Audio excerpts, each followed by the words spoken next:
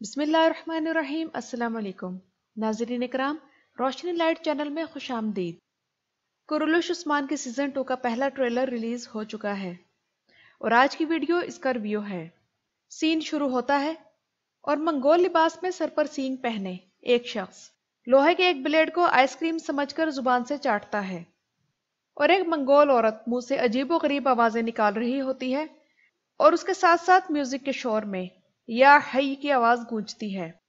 پھر ایک بوڑھا شخص ایک بھیڑیے کے ساتھ کھڑا دکھائی دیتا ہے اور اس کے بعد ایک اور بوڑھا شخص دکھائی دیتا ہے۔ باقی رہے عثمان اور اس کا گھوڑا تو ہم یہ پہلے سیزن میں کئی بار دیکھ چکے ہیں، مگر اس ٹریلر میں عثمان کے چلنے کا انداز الگ ہے، یہاں وہ زیادہ بااعتماد لگ رہے ہیں۔ ناظرین اکرام، بھیڑیے کے ساتھ کھڑا شخص لازماً ایرطغرل ہے، کیونکہ اس نے اینگا نالتان ہی کے انداز میں تلوار پر ہاتھ رکھا ہوا ہے اور تلوار کے نیام بھی دائیں طرف پہن رکھی ہے، کیونکہ ایرطغرل غازی کو اس لیے لیفٹ ہینڈی دکھایا گیا کیونکہ آلتان بائیں ہاتھ سے تلوار چلانے کا عادی تھا۔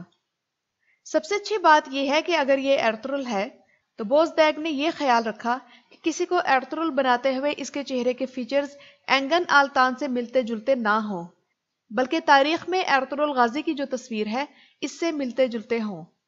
یہ دیکھیے، ان کی مشابہت کافی حد تک ہے اور یہ اچھی بات ہے۔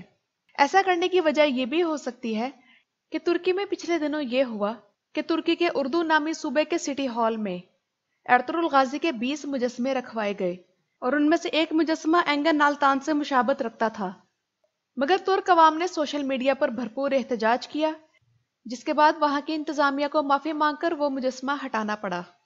مگر اس طرح ہمارے ہاں اینگن نالتان کے جو مداح ہیں وہ مایوس ہوں گے کہ جب انہیں اینگن نالتان سے مشابہت رکھنے والا اداکار نظر نہیں آئے گا، مگر حقیقت یہی ہے کہ قرولوش عثمان میں اینگن اب ماضی کا حصہ ہے جس کا اب قرولوش عثمان سے کوئی تعلق نہیں، اور محمد بوزدیگ نے ایسا اس لیے بھی شاید کیا ہو کہ لوگ اب اینگن کو بھول کر نئے ایرطغرل کے عادی ہو جائیں اور ڈرامے کو جاری رکھا جائے۔ مگر ساتھ ساتھ یہ بھی ڈر ہے کہ ڈرامہ شروع ہو تو خدا خدا کر کے ایرطغرل غازی کا جو یہ امیج دکھایا گیا ہے کہیں یہ عثمان کے خواب میں نہ بدل دیا جائے۔ اگر ایسا ہوا تو یہ ڈرامہ ترکی کا نہیں بلکہ سٹار پلس کا ڈرامہ ثابت ہوگا۔ یہ اداکار تیمر یگت ہیں اور ایرطغرل غازی کے روپ میں اچھے لگ رہے ہیں، بس مسئلہ یہ ہے کہ یہ ایرطغرل اپنے بڑے بھائی سنگرتکین سے 20 سال بوڑھے لگ رہے ہیں۔ دوسرا بوڑھا شخص سفید داڑھی والوں کا سربراہ ہے جس کا نام جنید آرکن ہے، جس کا ذکر میں قرولوش عثمان سیزن 2 کے کاسٹ کے متعلق اپنی ویڈیو میں کر چکی ہوں۔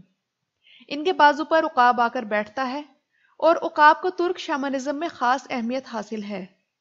ترک شامانزم میں عقاب پرندوں کا بادشاہ اور سب سے اہم پرندہ تھا۔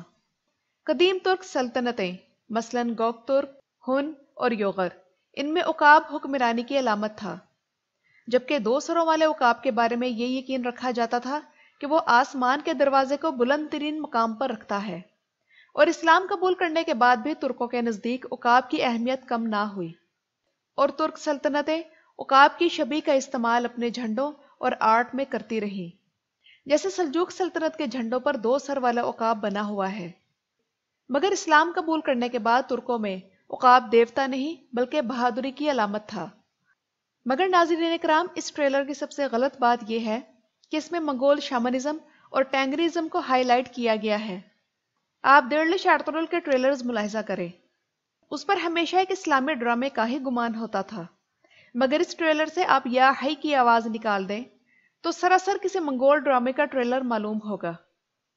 حالانکہ ترکوں اور منگولوں کا مذہب کم و بیش ایک ہی تھا، مگر ترکوں نے اسلام قبول کرنے کے بعد شامانزم کو چھوڑ دیا تھا۔ شامانزم منگولوں اور ترکوں کی عبادت کا نام ہے، جیسے دیرلش ایرطغرل میں باچھو شامانزم ہی کیا کرتا تھا، مگر قرولوش عثمان کے اس ٹریلر میں تھیم ہی ٹینگریزم اور شامانزم رکھی گئی ہے، جسے اچھا تاثر نہیں مل رہا، اور وجہ یہی ہے کہ اے ٹی وی ریٹنگ کے چکر میں بوزدیگ سے اچھا برا سب کروائے گا، اور بوزدیگ یہ کرنے پر مجبور ہوگا۔ آپ لوگ ٹی آر ٹی اور اے ٹی وی کے ٹریلرز دیکھ لیں، آپ لوگوں کو واضح فرق معلوم ہوگا۔ ٹریلر میں ایک اور اچھی بات یہ ہے کہ اس میں فیک ایلوژنز اور فکشنل ہالی ووڈ ٹائپ کنٹینٹ نہیں ڈالا گیا اور تمام چیزیں سمپل رکھی گئی ہیں، مگر بس یہ شامانزم کا اتنا زیادہ عمل دخل ہضم نہیں ہو رہا۔ ٹریلر میں اسلامی ایلیمنٹ زیادہ ہونا چاہیے تھا۔ کیونکہ ٹینگرزم کو زیادہ ہائی لائٹ کرنے سے محمد بوزدیگ ان بازنطینی اور انگریز مورخین کے ان الزامات کو جواز دے رہے ہیں جن کا کہنا تھا کہ ترک اسلام لانے کے بعد بھی کافی عرصہ ٹینگرزم کی محبت میں مبتلا رہے۔ ان مورخین میں جارج پکیمیرز، یووینس کینٹیکیزنوس اور نکیفورس گریگورس شامل ہیں۔ یہ تو تھا اس ڈرامے کا ریویو۔ آپ لوگوں کو یہ ٹریلر کیسا لگا؟ مجھے کمنٹ سیکشن میں کمنٹ کر کے ضرور بتائیے گا۔ شکریہ۔